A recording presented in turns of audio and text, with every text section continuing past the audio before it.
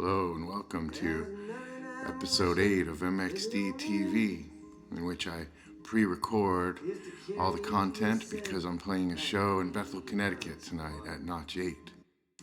Thanks for coming. Thanks for tuning in. I'd like to start the show with a poem by David Bottoms called Coasting Toward Midnight at the Southeastern Fair. Stomach in my throat, I dive on rails and rise like an astronaut. Orbit this track like Mercury sliding around a crystal ball. Below me, a galaxy of green and blue neon explodes from the midway to Industrial Boulevard. And red taillights comet one after another down the interstate toward Atlanta. In the hot dog booth, the lions are sick of cotton candy. Along the midway, Hercules feels the weight of his profession. Mother Dora sees no future in her business. The tattooed lady questions the reason behind each symbol drawn indelibly beneath her flesh. We all want to break our orbits, float like a satellite gone wild in space, run the risk of disintegration. We all want to take our lives in our own hands and hurl them out among the stars.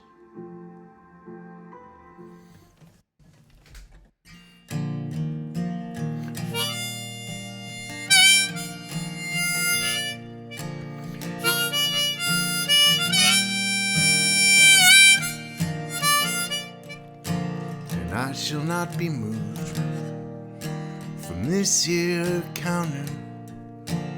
I will not be told that I can't stay.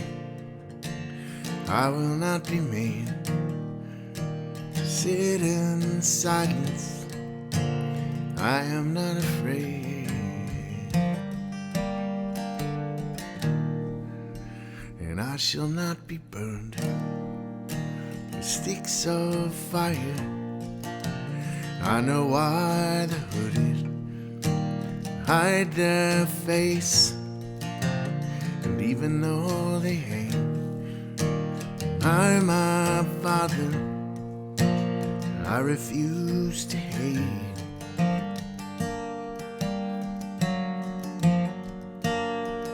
See the blood of God come pouring down to heal the faithful and to feed the saints, to grace the graceless. And I shall not be moved from this place.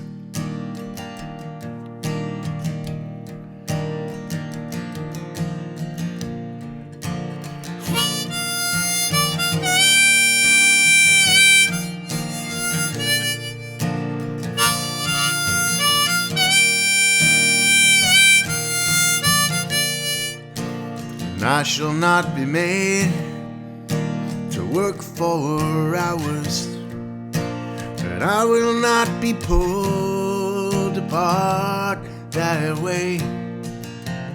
I will not earn cancer for your dollars, 'cause I am not a slave. And I shall not be moved from love's table, even though you take away my plate. And I will eat the bread of life, my brother, even though you hate.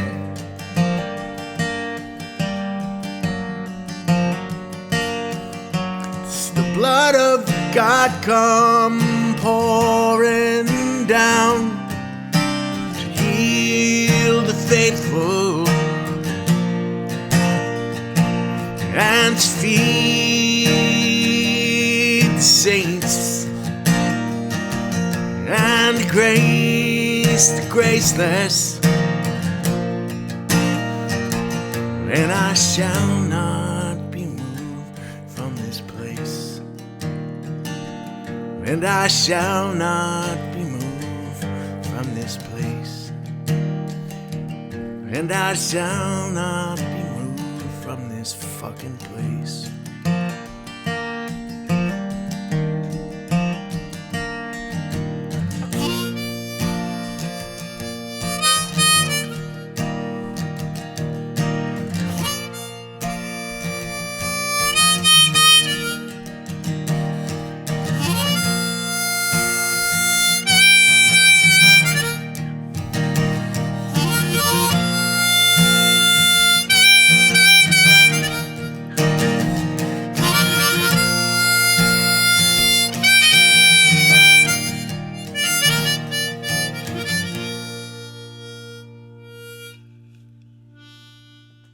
I'd like to read for you now a poem called Wasps by Levis.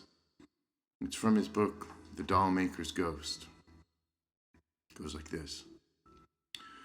In the orchards, we would take a rolled up newspaper and light it, and shove this torch into a wasp's nest. In a moment, the hive would be thick with dead wasps, only one or two flying out of the fire. Now, when I walk in the shade of those trees, I know they will go on dying so slowly, no one will notice. I wish them a long custody over the grass, because it is easy to wish anything for trees. Today I said I would sprawl naked with lips open, the sun on them, as the world is sold to the flies who sell it to the spiders and lizards. And I will watch a lizard's throat as it swallows perfectly, closing its eyes just once as it does this, then opening them. I love the way it can do one thing well, one thing that won't matter. And if next year new wasps swarm slowly out of their hive as usual, making one thin line of music while I sit listening to it, hearing also my neighbor slap his child in the hush that follows, and if I tell no one, will something live on inside my silence? One black wasp unburned in a hive of wasps, looking like any other.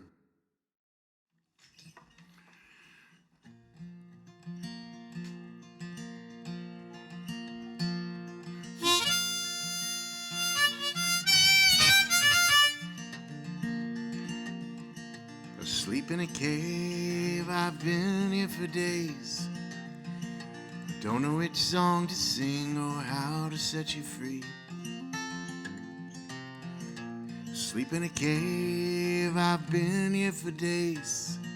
I don't know which song to sing or how to set you free.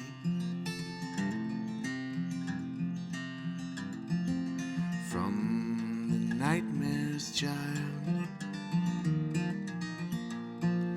high wire wires that you climb, and the way that you scared me the most, it was when you smiled.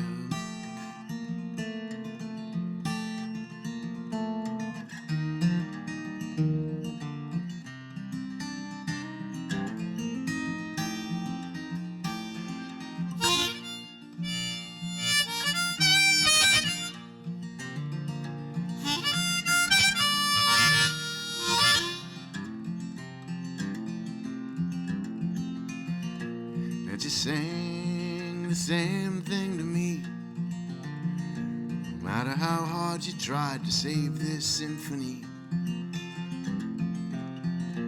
And you played a silent reverie each and every time you tried to rescue me from the nightmare's child. High wire wires that you climb, and the way that you scared me the most was when you smiled.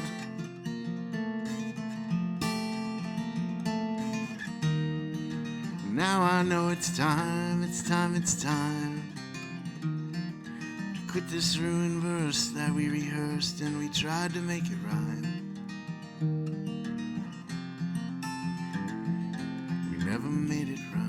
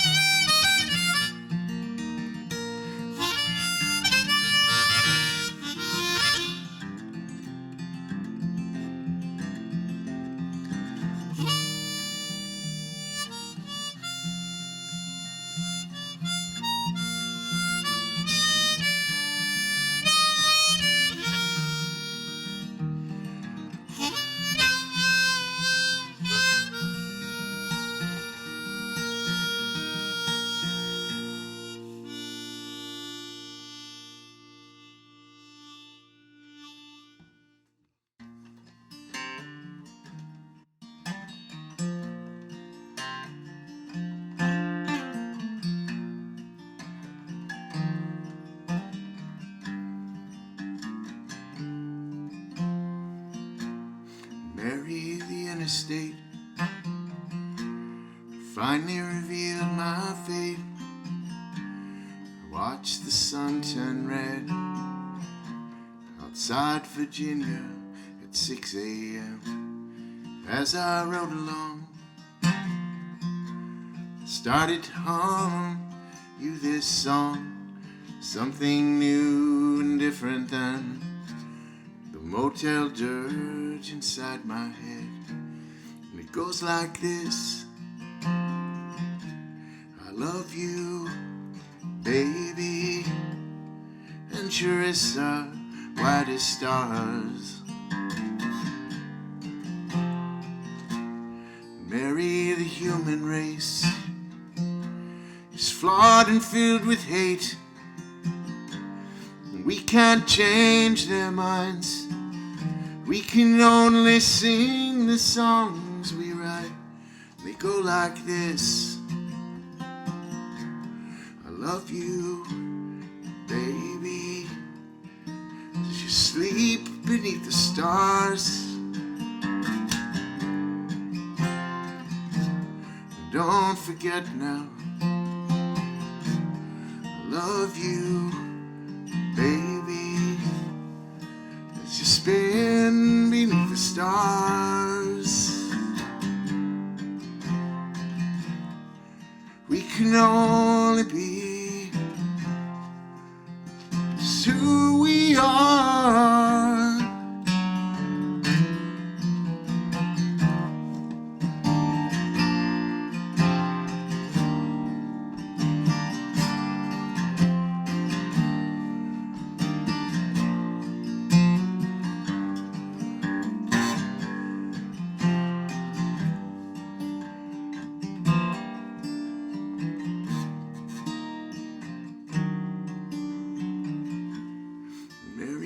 Interstate, it winds and makes its way. It takes you far afield, where it's hard to know just what is real. When you're a long way,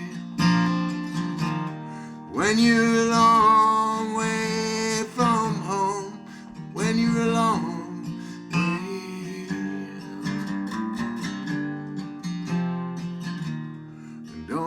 Forget now, I love you, baby, just spin beneath the stars. We can only be just who we are.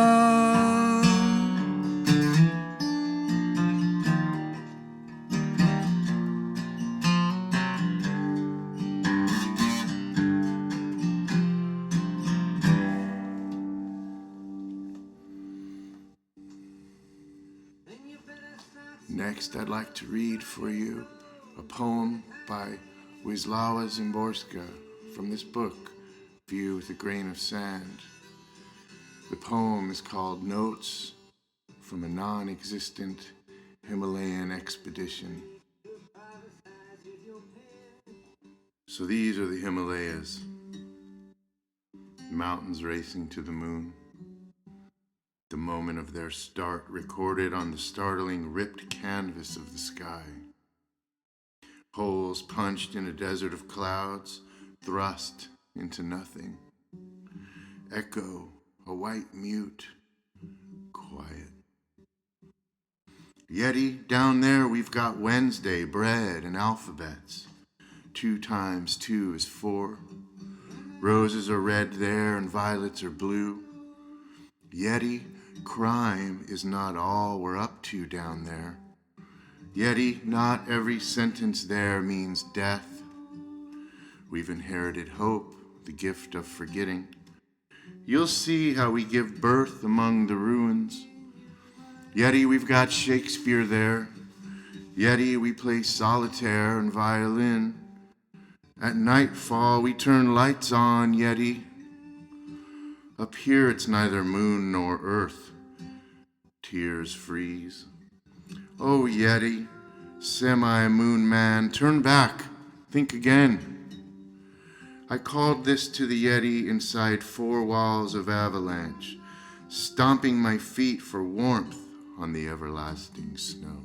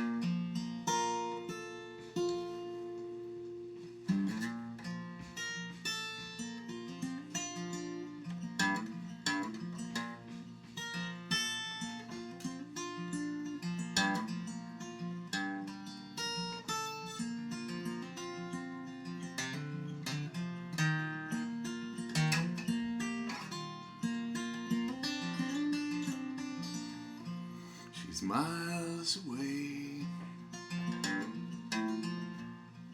and the burning fever's gone from the heat waves and the freight train, and time and space. Well, it turns and it teeters on, and the wheel takes a slightly different turn away.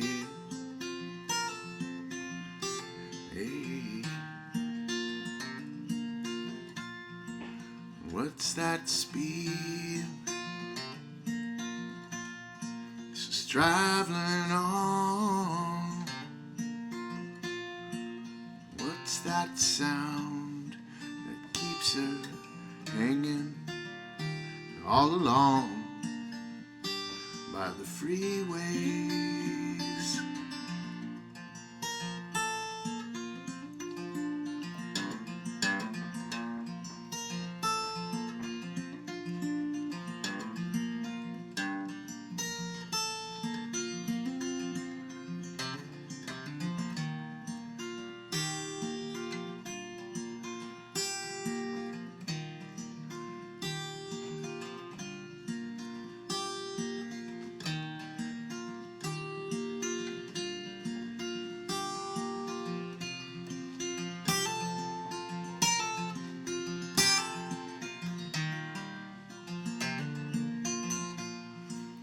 What's that speed? It's traveling on. And what's that sound that keeps her hanging all along by the freeways and the freight train?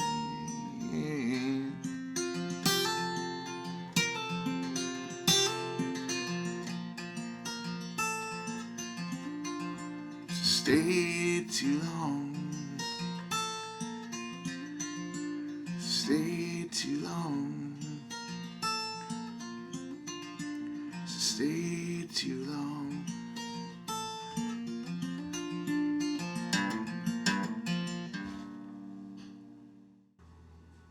This is a poem called There is a Dream, and there is a river, and therein lies the natural world. The white table glows in the room, and on the table there is a camera, a Hasselblad from Gothenburg, Sweden, with its tributaries and ports, and eye for industry and trade, which served as a model and inspired the Pony Express, snaking its way from St. Joseph, Missouri, through Olaf Bergstrom's Nebraska, to Sacramento, California, where I drove a 1974 Volvo into the ground, and the woman I bought it from, but never paid, repossessed it one morning while I slept one off, and woke to find a box of papers and half-glass pipes and twisted and burned strands of chore boy in the foyer of the place on 26th Street, where I became one of the denizens of the distal outer ring of downtown, hustling pool at the Monte Carlo, arrows at the streets of London, sitting motionless at night in the Capitol Garden with staring bronze statues that never spoke a word, but wept a chasm of tears in the footlights of the Vietnam War Memorial. I believe I dreamed everything. The arrival of Mr. Sorrow in the anteroom of the striped house, his left hand clenched beneath his jaw, his right finger extended to the many rooms I will eventually occupy and materialize in, and know I have seen them before. One in which I lay beneath a clear tent bound to oxygen I can no longer summon on my own.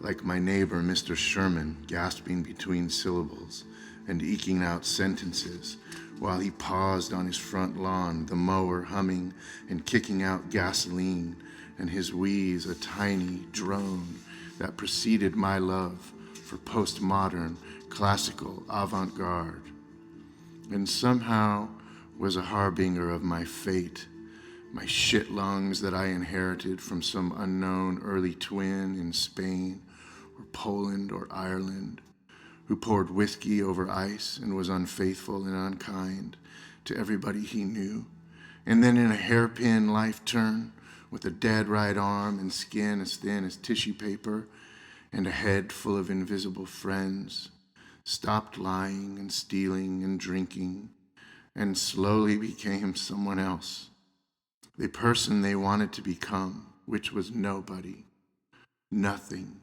a wisp of air, a downed tree branch, a circus tent collapsed on the edge of town, Ray Bradbury and his waffle iron frying eggs in the morning for his children who didn't know he had a job at all other than caring for them, which he did wholeheartedly.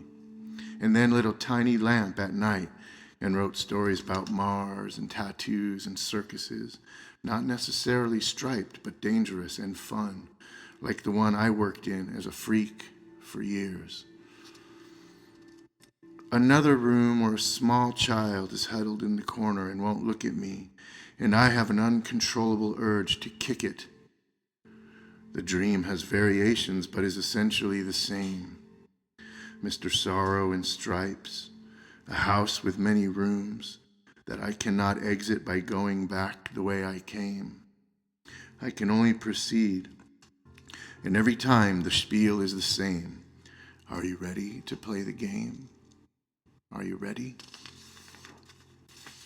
Once I got my ass kicked by a friend because I had stolen his girlfriend, and she was the only one who didn't know I was the wrong choice. I stole more from both of them than the beating could cover.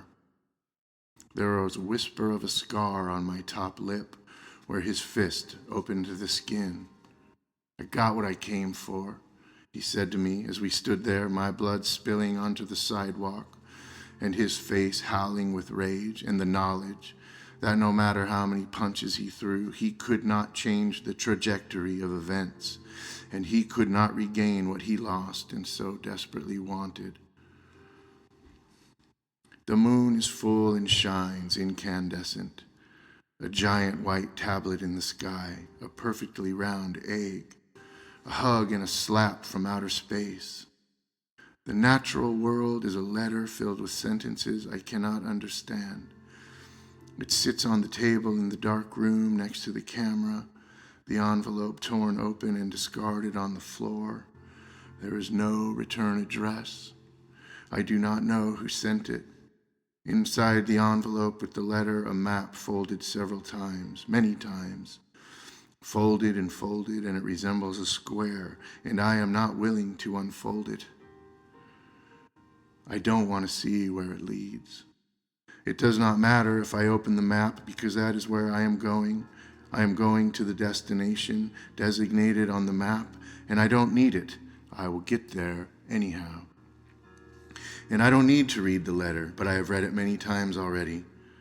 I especially like the part on page 3, after the greeting and the pleasantries and the early trouble that came and went. In your house, you have found a table and a chair and a camera.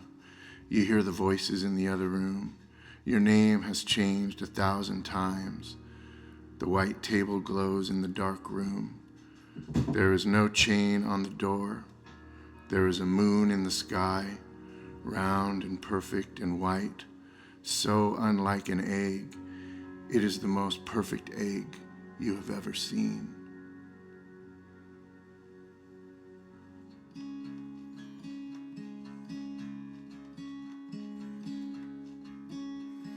When I use my eyes, when I use my eyes, I can see the sunrise.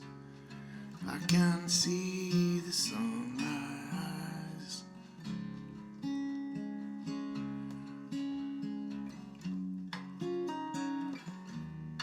Here we are.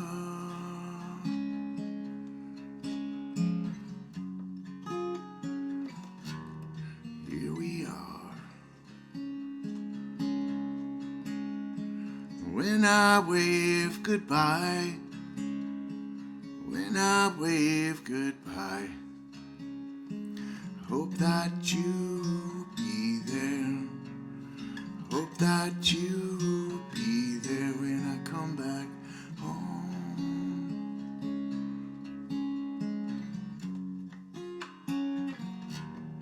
Here we are.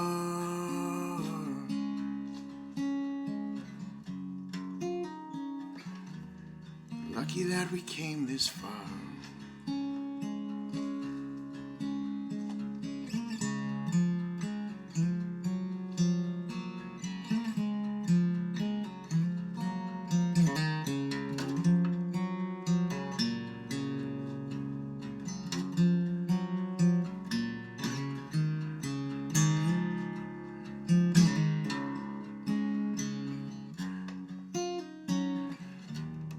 Here we are.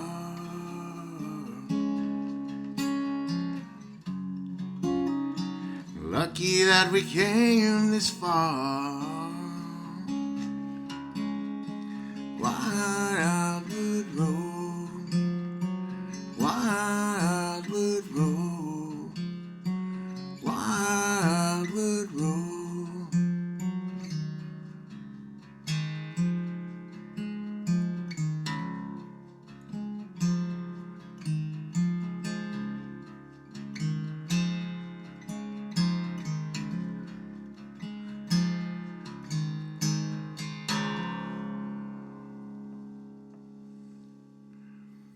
Thanks for tuning in to a special episode of MXDTV, episode 8, a little pre-recorded show while I was away.